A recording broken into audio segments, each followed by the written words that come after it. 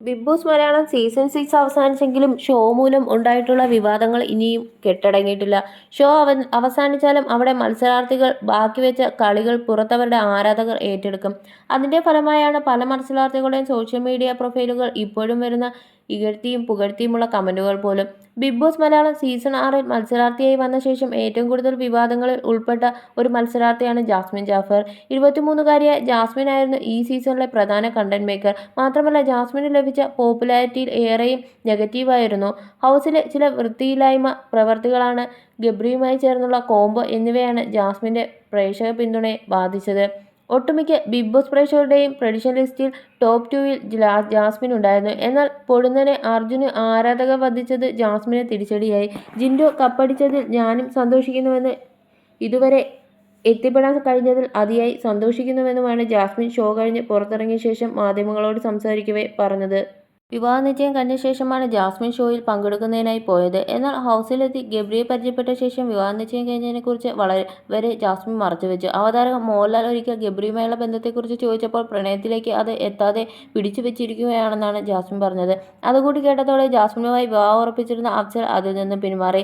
Jasmine big ബോസിലേക്ക് പോയപ്പോൾ അഫ്സലിനോടാണ് social media handle ചെയ്യാൻ ഏൽപ്പിച്ചിരുന്നത്. തിരികെ വന്ന ശേഷം പോലീസ് വഴി ബന്ധപ്പെട്ടാണ് അഫ്സലിന്റെ കയ്യിൽ നിന്ന് സോഷ്യൽ മീഡിയ അക്കൗണ്ടുകൾ ജാസ്മിൻ തിരികെ വാങ്ങിയത്. അതുകൊണ്ട് തന്നെ ജാസ്മിനോടുള്ള വൈരാഗ്യത്തിന്റെ പേരിൽ അഫ്സൽ സോഷ്യൽ മീഡിയ പേജുകൾ പിടിച്ചുവെച്ചിരിക്കുകയായിരുന്നു എന്നൊക്കെ പ്രചരണങ്ങൾ ഉണ്ടായിരുന്നു. എപ്പോഴും അഫ്സലിന്റെ ഏത് സോഷ്യൽ മീഡിയ പോസ്റ്റ് പ്രത്യക്ഷപ്പെട്ടാലും അതിന് താഴെ ജാസ്മിനെക്കുറിച്ചുള്ള കമന്റുകൾ കാണാം. ഇപ്പോഴിതാ ഇനി മുതൽ ആ വിഷയം ആരും തന്റെ സോഷ്യൽ മീഡിയ പേജിലെ കമന്റ് ബോക്സിൽ ചർച്ച ചെയ്യരുതെന്ന് പറയുകയാണ് അഫ്സൽ. സുഹൃത്തുക്കളെ, ദയവായി ഇൻസ്റ്റഗ്രാം കമന്റ് ബോക്സ് എൻ്റെ ഭൂതകാലം ചർച്ച ചെയ്യാനുള്ള സ്ഥലമല്ലെന്ന് മനസ്സിലാക്കുക. രണ്ടുപേർക്കും വ്യത്യസ്ത ജീവിതങ്ങളുണ്ട്. രണ്ടുപേർക്കും ഭാവി ജീവിതമുണ്ട്. ആ അധ്യായം കഴിഞ്ഞു.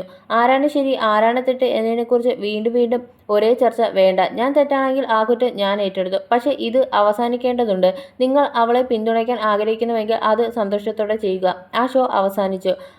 അവൾ എല്ലാ സന്തോഷങ്ങളോടെയും ജീവിക്കട്ടെ. നമ്മൾ രണ്ടുപേരും ജീവിക്കട്ടെ എന്നാണ് അഫ്സൽ കുറിച്ചത്. നിരവധി പേരാണ് അഫ്സലിന്റെ കുറിപ്പ് പ്രത്യക്ഷപ്പെട്ടതോടെ ആശ്വസിപ്പിച്ച് എത്തിയത്. ബിഗ് ബോസ് ഉൾപ്പെടെ എല്ലാം സംഭവിച്ചത് നിങ്ങളുടെ നല്ലതിന് വേണ്ടിയാണെന്നാണ് കുറേ പേർ പറയുന്നത്. തീർച്ചയായും നിങ്ങൾക്ക് മനോഹരമായ ഒരു ജീവിതമുണ്ടാകും. നെഗറ്റിവിറ്റി കാര്യമാക്കണ്ട. സ്വയം സുഖപ്പെടാൻ സമയമെടുക്കൂ. ദൈവം തീർച്ചയായും നിങ്ങൾക്കായി ഒരു മെച്ചപ്പെട്ട ജീവിതം ആസൂത്രണം ചെയ്തിട്ടുണ്ട്. നിങ്ങൾ ഇനി ആർക്കും ക്ലാരിഫിക്കേഷൻ ഒന്നും കൊടുക്കാൻ നിൽക്കേണ്ട ആവശ്യമില്ലെന്നാണ് അഫ്സലിനെ പിന്തുണച്ച് വരുന്ന കമന്റുകൾ.